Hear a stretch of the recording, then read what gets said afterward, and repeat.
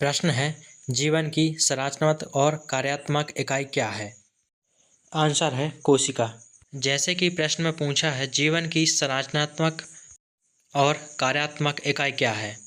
इसमें संरचनात्मक इकाई का अर्थ है शरीर की संरचना कोशिकाओं से मिलकर बनी है। वह कार्यात्मक इकाई का अर्थ है शरीर के सभी कार्य जैसे श्वसन, पाचन, वृद्धि आदि कोशिकाएं ही करती हैं। प्रश्न है, निम्नलिखित में से कौन एक कोशिकीय जीव नहीं है? यहाँ पर एक कोशिकीय जीव नहीं है, यानी यहाँ बहुकोशिकीय जीव की बात चल रही है। तो हमारा आंसर रहेगा हाइड्रा। बाकी हाइड्रा एक बहुकोशिकीय जीव है। अमीबा, पैरामीशियम और यूग्लिना एक कोशिकीय जीवों के उदाहरण हैं, जिसमें केवल एक कोशिका होती है। प्रश्न दिया है, प्रोकैरियोटिक कोशिका का एक उदाहरण क्या है? हमारा उत्तर है जीवाणु। जीवाणु यानी बैक्टीरिया। बैक्टीरिया प्रोकैरियोटिक्स है, जिसका अर्थ है उनमें कवक, पौधों और प्रोटोजोआ जैसी यूकैरियोटिक कोशिकाओं के विपरीत एक सच्चे नाभिक और झिल्लीबद्ध अंगक का अभाव होता है। कोशिका का कौन सा भाग उसकी सभी गतिविधियों को नियंत्रित करता है? हमारा आंसर है केंद्रक। कोशिका का नियंत्रण केंद्र है, जिसमें कोशिका की आनुवंशिक सामग्री डीएनए होती है, जो सभी सेल्यूलर कार्यों और गतिविधियों को निर्देशित करती है। प्रश्न है, प्रोकैरियोटिक कोशिकाओं की आकार सीमा क्या है? हमारा आंसर है 0.1 से 5 माइक्रोमीटर। प्रोकैरियोटिक कोशिकाएं आमतौर पर यूकैरियोटिक कोशिका से छोटी होती है, जिनका आकार 0.1 से 5 माइक्रोमीटर तक होता है, जिससे तेजी से प्रजनन और अनुकूलन संभव होता है। प्रश्न है, पौधों में प्रकाश संश्लेषण के लिए कौन सा अंग जिम्मेदार है? आंसर है क्लोरोप्लास्ट, जिसे हम हरित लवक भी कहते हैं। हरित लवक में क्लोरोफिल होता है, जो सूर्य के प्रकाश ऊर्जा को ग्रहण करता है, जिससे पौधे प्रकाश संश्लेषण कर पाते हैं और इसे रासायनिक ऊर्जा में परिवर्तित कर पाते हैं। प्रश्न है, किस कोशिकांग को कोशिका का पावर हाउस कहा जाता है? आंसर है माइटोकॉन्ड्रिया। माइटोकॉन्ड्रिया को कोशिका के पावर हाउस के रूप में जाना जाता है, क्योंकि ये एटीपी के रूप में ऊर्जा उत्पन्न करते हैं, जो विभिन्न सेल्यूलर गतिविधियों को ईंधन देता है। सरल शब्दों में कहा जाए तो हम जो भोजन खाते हैं उसमें ग्लूकोज होता है। माइटोकॉन्ड्रिया उस ग्लूकोज को ऑक्सीजन के साथ जलाता है। इसमें एटीपी ऊर्जा बनती है। यही ऊर्जा कोशिका के सारे कामों में लगती है। प्रश्न है, इनमें से कौन सी अर्धपारगम्य संरचना है? आंसर रहेगा हमारा प्लाज्मा झिल्ली। प्लाज्मा झिल्ली अर्धपारगम्य होती है, जिसका अर्थ है कि यह कुछ पदार्थों को कोशिका में प्रवेश करने या छोड़ने की अनुमति देता है, जबकि अन्य को अवरुद्ध करती है। इस प्रकार कोशिका के आंतरिक वातावरण को बनाए रखती है। प्रश्न है, पौधों में कोशिका भित्ति का मुख्य घटक क्या है? हमारा आंसर रहेगा सेल्यूलोज। पादप कोशिकाओं में कोशिका भित्ति मुख्य रूप से सेल्यूलोज की बनी होती है, जो एक कार्बोहाइड्रेट है जो कोशिका को संरचनात्मक सहायता और सुरक्षा प्रदान करता है। प्रश्न है, क्रोमेटिन फाइबर किससे बने होते हैं? हमारा आंसर है डीएनए और प्रोटीन। क्रोमेटिन डीएनए से बना होता है। क्रोमेटिन फाइबर वास्तव में कोशिका के नाभिक में पाए जाने वाला डीएनए और प्रोटीन का संयोजन है। क्रोमेटिन फाइबर डीएनए को बहुत सघन रूप से पैक करता है। यह सभी जेनेटिक जानकारी को रखता है। यह कोशिका विभाजन में मदद करता है। यह डीएनए का लंबा सूक्ष्म धागा होता है। क्रोमेटिन डीएनए को नुकसान और टूट-फूट से बचाता है, जिससे जीन संरचना सुरक्षित रहती है। प्रश्न दिया है, निम्नलिखित में से क्या केवल पशु कोशिकाओं में पाया जाता है? हमारा उत्तर है सेंट्रिओल्स। ये कोशिका के नाभिक के पास साइटोप्लाज्मा में पाए जाते हैं। यह कोशिका के विभाजन में सहायक अंग है।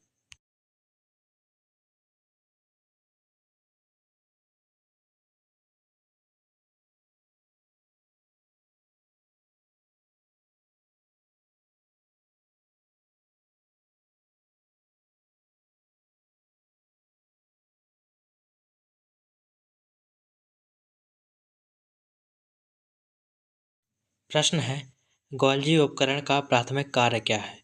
हमारा उत्तर है पदार्थों की पैकेजिंग और परिवहन।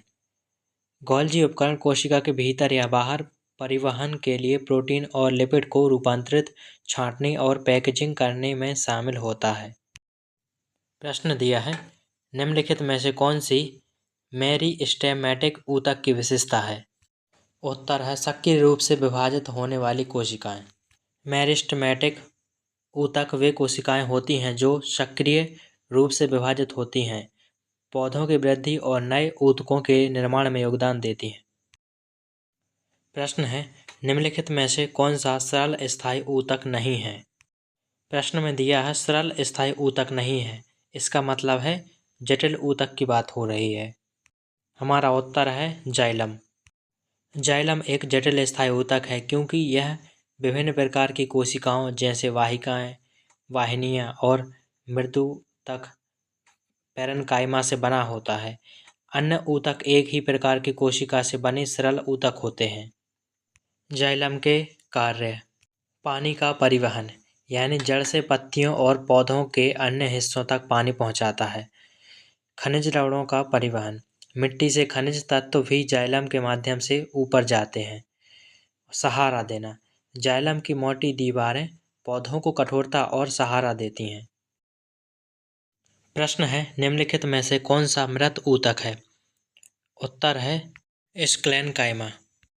स्क्लेरेन्काइमा ऊतक मोटी लिग्निफाइड दीवारों के साथ मृत कोशिकाओं से बना होता है, जो पौधों को संरचनात्मक सहायता प्रदान करता है। प्रश्न है, रक्तवाहिकाओं की परत में कौन सा उपकला ऊतक पाया जाता है? उत्तर है सरल स्क्वेमस। सरल स्क्वेमस उपकला, जिसमें सपाट कोशिकाओं की एक परत होती है, रक्तवाहिकाओं को रेखाबद्ध करती है और गैसों और पोषण तत्वों के प्रसार की सुविधा प्रदान करती है। प्रश्न है, कौन सा मांसपेशी ऊतक अनैच्छिक एवं रैखिक होता है? उत्तर है हृदय मांसपेशी। हृदय की मांसपेशी अनैच्छिक और रैखिक होती है, जो केवल हृदय में पाई जाती है। यह रक्त पंप करने के लिए जिम्मेदार होती है।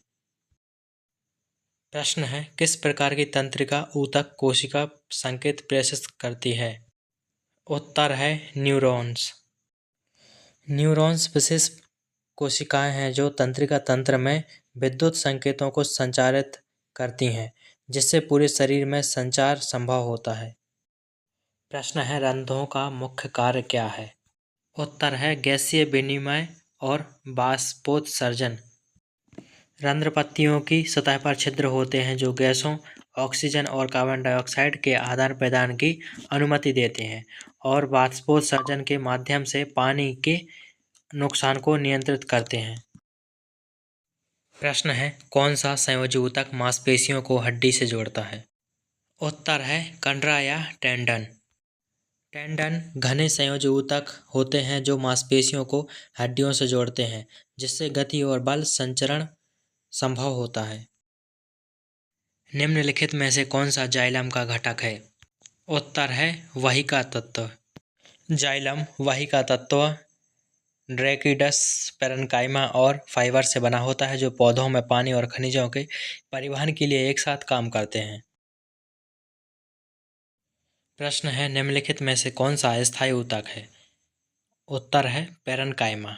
पैरेन्काइमा एक सरल अस्थायी ऊतक है जो पौधों में भंडारण, प्रकाश संश्लेषण और गैस विनिमय जैसे विभिन्न कार्य करता है।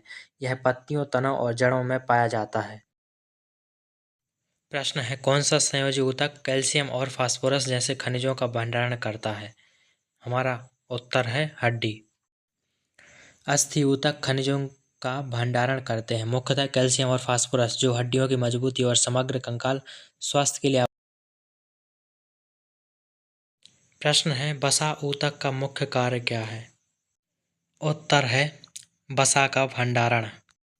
वसा ऊतक वसा को संग्रहित करता है, शरीर के लिए इंसुलेशन और ऊर्जा भंडार प्रदान करता है, साथ ही अंगों के लिए कुशनिंग भी करता है। वसा ऊतक के और भी कार्य हैं, जैसे कि हड्डियों और अंगों को चलाना, शरीर या हड्डियों पर बल डालना, शरीर की स्थिति और संतुलन बनाए रखना।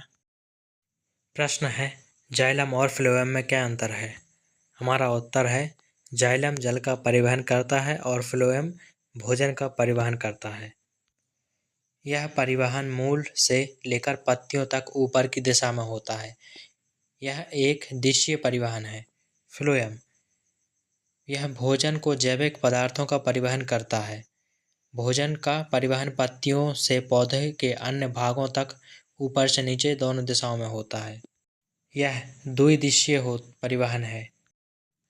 प्रश्न है कौन सा ऊतक पौधे की सतह से पानी की हानि को रोकता है?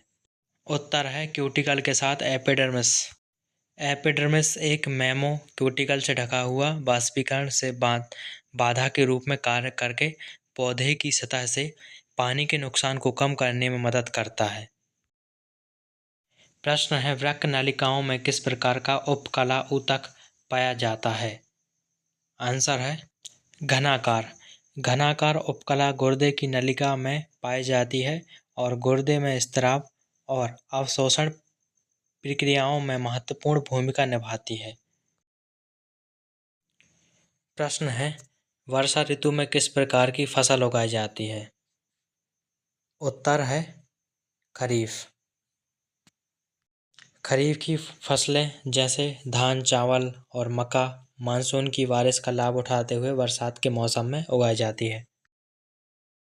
प्रश्न है कौन सी कृषि पद्धति मिट्टी की नमी को संरक्षित करने में मदद करती है?